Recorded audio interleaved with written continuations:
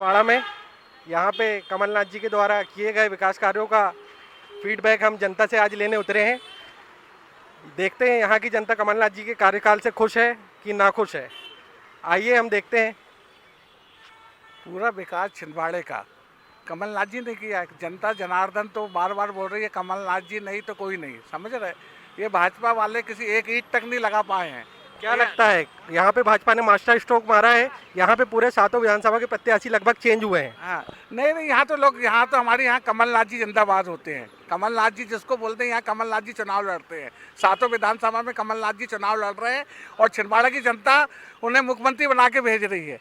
मैं आपकी सारी बातों से सहमत हूँ, पर यहाँ पे भाजपा के बहुत बड़ी घेराबंदी की गई है, तो उससे आपको क्या लगता है, नुकसान होगा कि उससे फायदा होगा? नहीं नहीं, ये जितनी घेराबंदी कर रही है उतने कांग्रेस को मजबूती कर रही है। कांग्रेस के जनता, छिंदवाड़ा जनता की जनार्दन समझ रही है कि छिंदवाड़े का विकास क्यों नहीं हो रहा। इसके पहले क्यों नहीं घेराबंदी करी उन्होंने? एक आध भी विकास करके बताए उन्होंने यहाँ पे कि इनकी सरकार इतने दिन रही है, यहाँ रही है। जो भी विकास दिख रहा है छिंदवाड़े में, माननीय कमलनाथ जी, माननीय नकुलनाथ जी के द्वारा यहाँ विकास दिख रहा है। युवाओं का रोजगार से लेकर हर चीज़ आप देखिएगा। यहाँ मेडिकल है, यहाँ मेडिकल का तो उन्होंने 7 मंजिला हॉस्पिटल को 5 मंजिल कर दी है।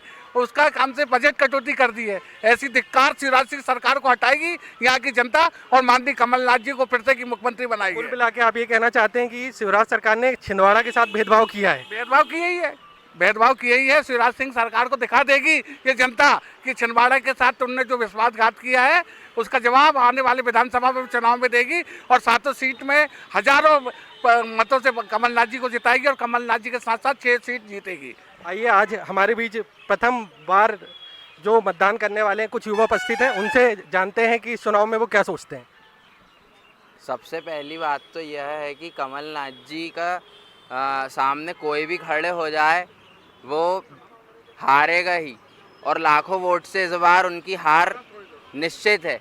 और कमलनाथ जी को ये जितना भी घेरने की कोशिश कर ले, बड़े बड़े केंद्रीय मंत्री आज यहाँ आके छिंदवाड़ा में अपना 2-2, 3-3 दिन का डेरा बसा रहे हैं, लेकिन उससे कोई फ़ायदा नहीं होने वाला है। सब डरी हुई है भाजपा, और केंद्र से पूरे लोगों को भेजा जा रहा है, और यहाँ पे सुपड़ा साफ है भाजपा का, और कांग्रेस ही आएगी और कमलनाथ जी मुख्यमंत्री बनेंगे और कल्याण होगा, गंगा बहेगी यहाँ पे। यहाँ पे शिवराज सिंह चौहान जी ने जैसे काफ़ी घोषणाएं की हैं, तो कैसा लगता है आपको, उससे कुछ फ़र्क पड़ेगा चुनाव पे?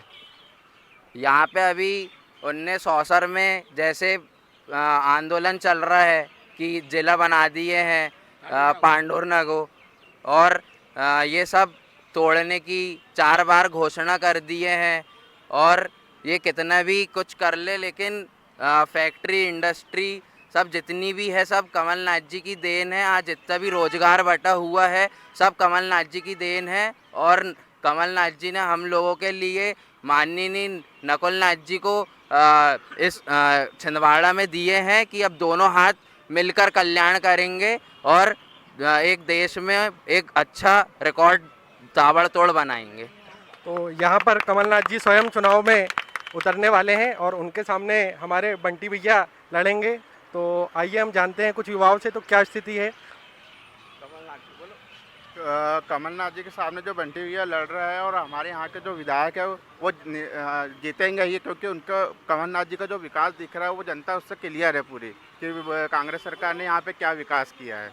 आपको क्या लगता है इस बार छिंदवाड़ा में रोजगार के अवसर बढ़ेंगे? जी बिल्कुल बढ़ेंगे। माननीय कमलनाथ जी ने बोल दिया, उनकी 12 योजनाएं घोषित हो चुकी है और वो अपनी घोषणाओं को पूरा करेंगे। उनकी 15 महीने की सरकार में उन्होंने जितनी योजनाएं बोली थी काफ़ी योजना पूरी हो चुकी है और उनकी सरकारों को गिराया गया इसलिए। नहीं तो अगर वो 5 साल मुख्यमंत्री रहते तो छिंदवाड़ा का विकास और आगे बढ़ता। तो इस बार मतलब आप सब मिलके कमलनाथ जी को मुख्यमंत्री बनाना चाहते हैं? मतलब यहाँ कमलनाथ जी के गढ़ में जो युवा हैं वो कमलनाथ जी को बहुत मानते हैं और मेरे हिसाब से तो शायद उन्हें मुख्यमंत्री बनते देखना चाहते हैं। आगे बढ़ते हैं और अन्य कुछ युवाओं से पूछते हैं। तो क्या है इस बार यहाँ का माहौल, क्या है? भाजपा भारी है या कांग्रेस? माहौल तो बिल्कुल साफ है। हमेशा से कमलनाथ जी यहाँ पे सब पे भारी है ना। बीजेपी कहती है करप्शन नाथ, लेकिन हम कहते हैं विकास नाथ। कमलनाथ जी का विकास बोलता है, कमलनाथ जी का नाम नहीं बोलता, कमलनाथ जी का विकास बोलता है। यहाँ पे सातों विधानसभा हारने के बाद भी कमलनाथ जी की इतनी छवि थी और इतना सब कुछ विकास था कि वो लोकसभा में एक बार फिर से चुन के आ गए थे। और यहाँ पे अगर हम बात करें रोजगार की, चाहे विकास की, हम देखें कि रिंग रोड से लेके, इंफ्रास्ट्रक्चर से लेके, कौशल विकास केंद्र से लेके, सभी, चाहे वो केंद्रीय विद्यालयों से लेके, सभी तरह का विकास। एक युवा जो 18 साल का जो वोटर होता है वो कुछ सोच के वोट करता है, तो यहाँ का युवा ये सोच के विकास करता है, अन्य सारी विधानसभाओं को देख के, अन्य सारी लोकसभाओं को देख के और हमारी विधानसभा को देख के कि यहाँ पे कमलनाथ जी ने कितना विकास किया, उसके नाम पे वोट देता है। अच्छा, तो आइए हम आज एक व्यापारी वर्ग के एक भाई से हम पूछना चाहते हैं कि वो क्या सोचते हैं छिंदवाड़ा विधानसभा चुनाव के बारे में। छिंदवाड़ा विधानसभा चुनाव में ऐसा है कि अपने यहाँ से मध्य प्रदेश से सिर्फ कांग्रेस और बीजेपी दो ही पार्टी चलती है, आम जनता पार्टी नहीं चलती है। पर विकास को देखते हुए छिंदवाड़ा जिले का विकास जो कांग्रेस पार्टी कर सकती है वो बीजेपी नहीं कर सकती है। उस हिसाब से अपन कांग्रेस पार्टी को कहेंगे कि मेडिकल कॉलेज है वो सब कमलनाथ की देन है।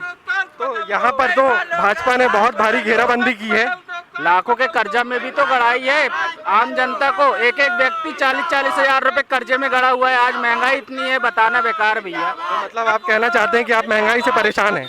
हाँ, मतलब कमलनाथ जी अगर यहाँ के बनते हैं विधायक तो बहुत अच्छा विकास होगा छिंदवाड़ा जिले। अभी तो मोदी जी ने 209 रुपए सिलेंडर कम किए हैं।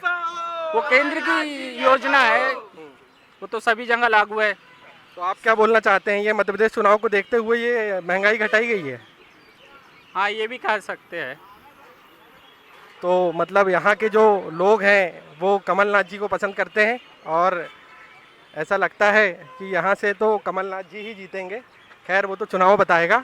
आइए हम एक भाई की और राय लेते हैं कि वो क्या सोचते हैं चुनाव के बारे में। मैं तो बस इतना कहना चाहूँगा कि माननीय कमलनाथ जी ने आज तक इतनी घोषणाएं नहीं की कि मैं ये करूँगा, मैं वो करूँगा। जो बोला है तो करके दिखाया है, फालतू बकवास नहीं किया उनने। और आज बोला जाए छिंदवाड़ा के लिए, बेरोजगार युवा के लिए, जो एक इंसान चाहता है बच्चा कि मुझे पढ़ाई लिखाई करना है, अब नौकरी नहीं लगना है, तो आज कौशल विकास केंद्र खोल के आज गाँव देखा जाए तो गाँव के बच्चे लोग खुद का मोटर मैकेनिक बन के खुद अपना विकास कर रहे हैं, खुद अपने दम पे खड़े आज के लिए। वो तो मामा ने भी सीखो कमाओ योजना चालू की है, तो करा कहाँ उनने, कुछ किया है क्या? नहीं, कुछ युवा तो बता रहे हैं। वो तो बोलते ज़्यादा है, मैं ये करूँगा, मैं वो करूँगा। कमलनाथ जी बोलते हैं कम और अगर बोलते हैं तो उसको करके दिखाते हैं। लाडली बहनाओं के लिए, युवाओं के लिए जैसे योजना चालू की है, सीखो कमाओ, बेरोजगारों के लिए थोड़ा सा कुछ ना कुछ तो किया है शिवराज जी ने। देखिए, रुको, देखिए, ये कमलनाथ जी अगर मुख्यमंत्री बनेंगे, हमने पहले से घोषणा कर दिए हैं कि 1500 रुपये महीना मिलेगा और लाडली बहना को उसमें कोई प्रावधान नहीं होगा। चाहे 18 साल से लेकर 60 साल तक जितनी भी माता बहनें रहेंगी उनको कमलनाथ जी 1500 रुपये महीना देंगे। उसमें ना कोई प्रावधान रहेगा कि तुम बड़े घर की हो ना गरीब घर की हो, और कोई जात पात नहीं और कोई नहीं। माननीय कमलनाथ जी ने एक समान अपनी बहनों को रखा है। हर बहनों के खाते में माननीय कमलनाथ जी जिस दिन से मुख्यमंत्री बनेंगे दूसरे दिन से उनके खाते में 1500 रुपये महीना डाल दिया जाएगा। और पेंशन भोगियों को, जो पेंशनधारी है, तुरंत कर्मचारियों की पुरानी पेंशन योजना तुरंत लागू कर दी जाएगी। और जितने भी दैनिक भोजन कर्मचारी हैं उनके कर्मचारियों के हित में माननीय कमलनाथ जी तुरंत निर्णय लेंगे और उन्हें काम से परमानेंट करेंगे। किसानों का कर्जा माफ करेंगे और जो पेंशन योजना 600 रुपये महीना मिल रही है उसको 1000 रुपये करेंगे। और गैस का सिलेंडर हर घर में 500 रुपये में पहुंचाएंगे। ये माननीय 450 रुपये के अंतर्गत हासिल का शून्य है। अभी तक किसी को, कोई माता बहनों को आप जाके पूछिएगा, मेरे साथ चलिएगा, जो कि झोपड़ी में शिवराज सिंह को कोस रही है। ये शिवराज सिंह सरकार है, इसको तुरंत वो करना चाहिए। आपको हर साथ देखना है तो गरीबों के घर में जाके देखिए, उज्ज्वला योजना के बड़े बड़े वादे सब कर लेते हैं। नारियल लेकर शिवराज सिंह चलता है, जहाँ जाए योजना के लिए बस खाली नारियल वाल फोड़ता है। ऐसे नारियल वाले मुख्यमंत्री हमको होना नहीं चाहिए।